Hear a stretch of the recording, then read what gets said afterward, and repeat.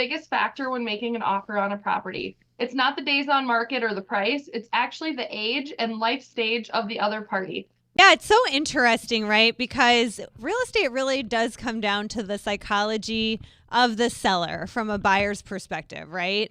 And the generation and age and where that person is in their life makes all the difference on what they're looking for in the offer. Yeah, I just had a buyer get a great deal, right? We made an offer on it and it was accepted. And the truth is we find out that this woman, her husband just died. She's moving to like I don't know if it's like assisted living, but like a 55 and up, apartment community.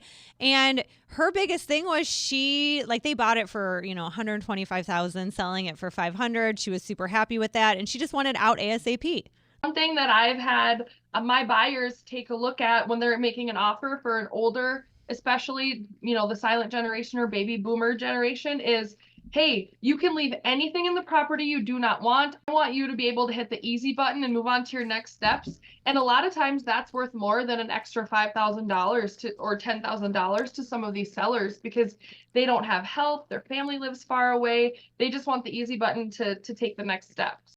And the other thing that I've noticed with older owners is, especially if they live there and you're like a young first time home buyer, like this is your first house, like writing that letter and submitting it with your offer really does pull on heartstrings for a lot of those people because this is their home. They love it so much. And you and your family, it's your first home. And like they're really excited for you about that.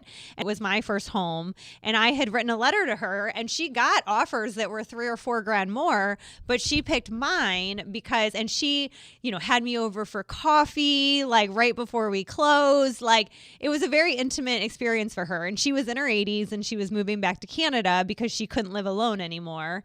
And it's just, that really can go a long way as well. Because like it really it's always worth it, I think, anyways. But that older generation or people that don't necessarily need the money are going to have their heartstrings pulled on that more.